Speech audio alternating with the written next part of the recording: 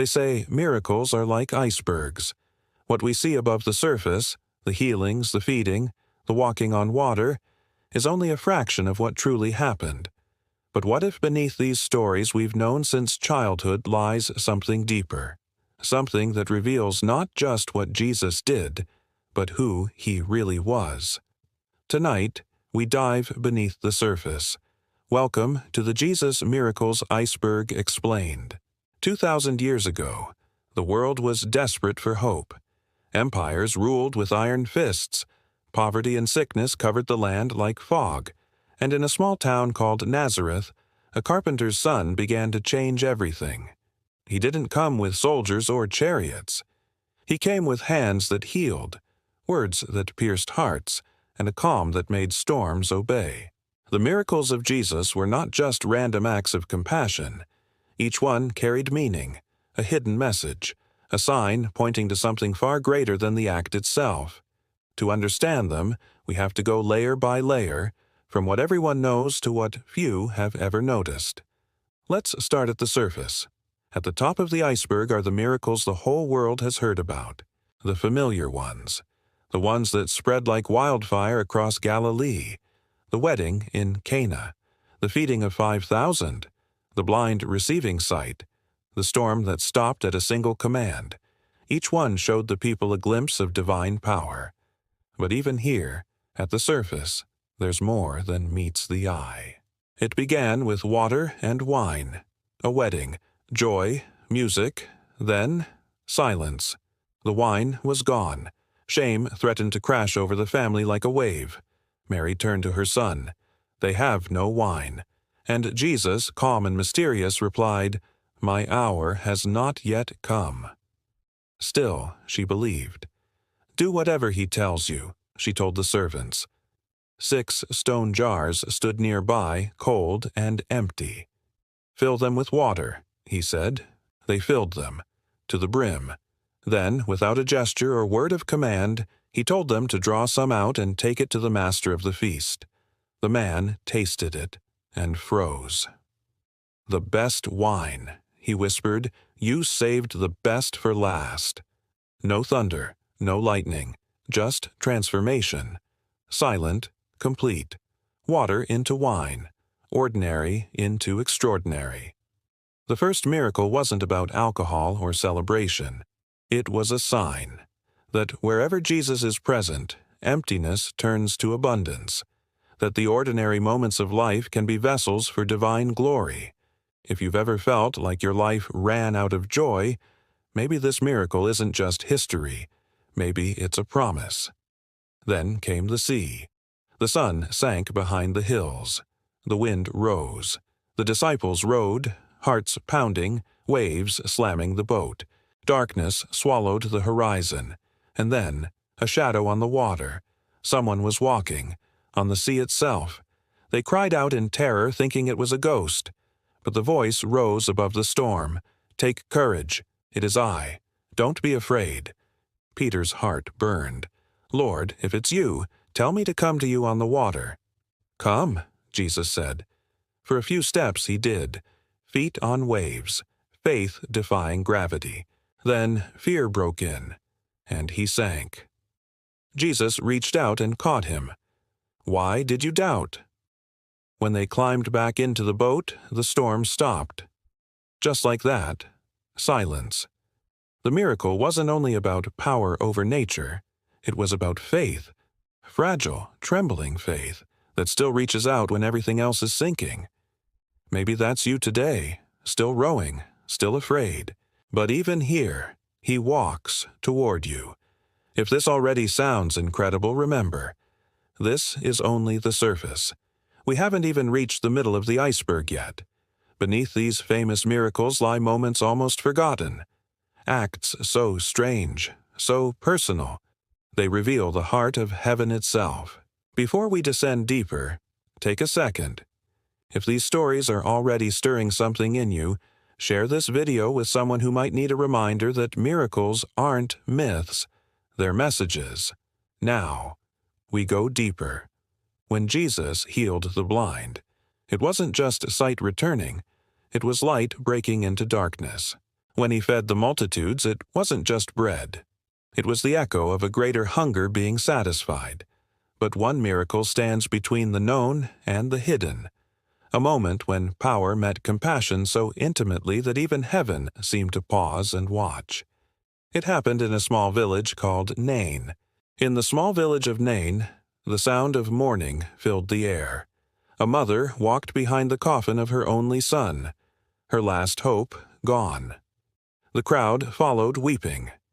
At the city gate, another crowd was approaching, following Jesus. Life met death. Light met darkness. Jesus saw her. He didn't ask questions. He didn't give a sermon. He simply looked at her and said, "Do not weep." Then he touched the coffin. The crowd gasped. You weren't supposed to do that. Touching the dead made you unclean. But Jesus didn't become unclean. Death became undone. "Young man," he said softly, "I say to you, arise." And before the people's eyes, the dead man sat up and began to speak. His mother fell to her knees, tears of shock and joy mixing on her face. The people shouted, "God has visited his people." That day, one miracle carried two resurrections. A son back to life and a mother back to hope. We're now below the surface. Here, the miracles start to show not just what Jesus could do, but why he did them. He didn't heal to prove a point. He healed to restore what sin and suffering had stolen. Every miracle was a story of restoration. In another town, a man was lowered through a roof, paralyzed, unable to move. His friends had torn open the ceiling just to reach Jesus. Dust fell from above as everyone watched.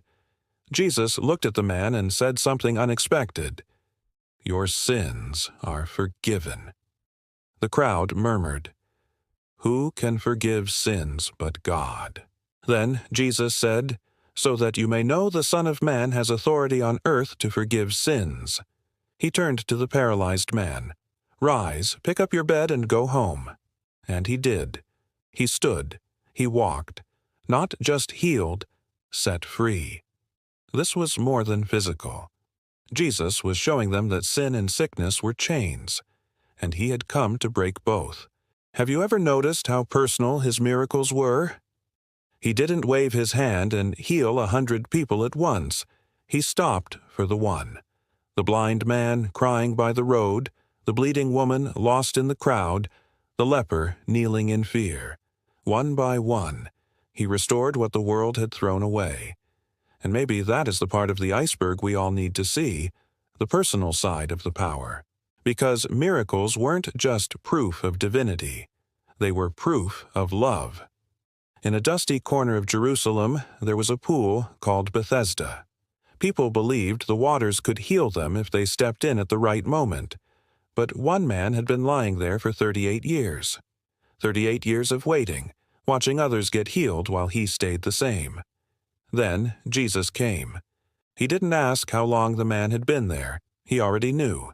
He asked one question. "Do you want to be made well?" The man didn't even say yes. He just explained his pain. "I have no one to help me."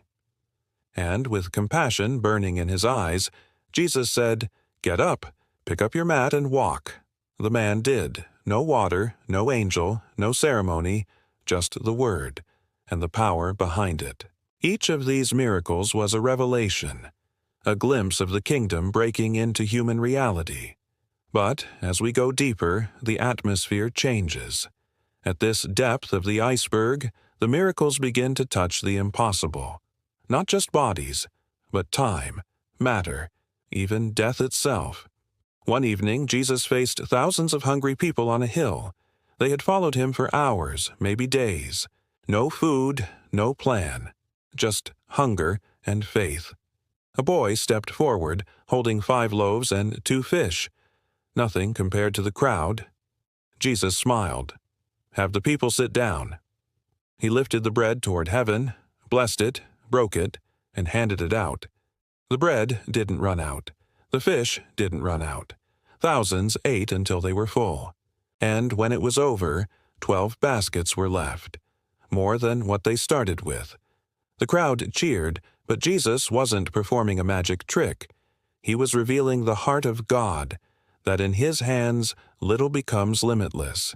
If you have ever felt like what you have isn't enough, maybe this miracle. The man's name was Lazarus.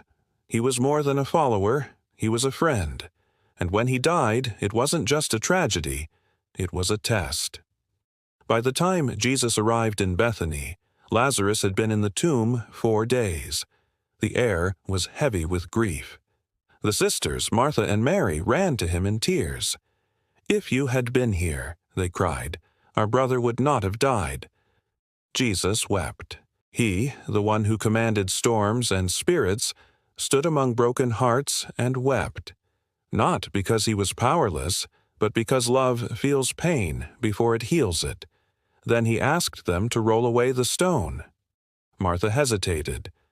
"Lord, he's been dead 4 days. The smell." But Jesus said, "Did I not tell you that if you believe, you will see the glory of God?" They rolled the stone away. Jesus lifted his eyes and said, "Father, I thank you that you have heard me." Then he cried out with a voice that shattered death itself, "Lazarus, come forth." And from the darkness of the tomb came movement, a rustle, footsteps. The dead man walked out, bound in grave clothes, alive again. At that moment, death lost its final word, because standing outside that tomb was the one who would soon walk out of his own. We've reached the deepest layer of the iceberg now, the miracles that point to eternity, the moments that don't just reveal Jesus' power, but his very purpose. There was another day, quieter, gentler, but no less divine. 10 lepers stood at a distance calling out for mercy. People avoided them like a curse. Jesus didn't touch them. He didn't even approach. He simply said, "Go, show yourselves to the priests." As they walked, they were healed. But one turned back, 1 out of 10, fell to the ground and gave thanks. Jesus asked, "Were not 10 cleansed? Where are the 9? Then he said to that one, "Your faith has made you whole." Healing touches the body. Gratitude heals the heart. That's what most miss. The miracle wasn't complete until thanks was given. And then there was the storm. Not the one on the sea, but the one inside a man. He was tormented by demons, isolated, broken, living among tombs. Chains couldn't hold him. People feared him. But when he saw Jesus, he ran and fell at his feet. Jesus spoke only one word, "Go." And the darkness fled. The man who once terrified a village sat clothed, calm, and free. He begged to follow Jesus, but instead, Jesus told him, "Go home to your people and tell them how much the Lord has done for you." That's the hidden miracle. Not the casting out of demons, but the restoration of identity. He didn't just give the man peace, he gave him purpose. Every miracle, from water turned to wine to Lazarus rising from the dead, was a glimpse of a kingdom breaking through. A kingdom where the sick are healed, the hungry fed, the storms silenced, and the dead live again. Each act was an echo of something greater still to come, because all these miracles were leading toward the greatest one of all, the moment when the miracle worker himself would be placed in a tomb.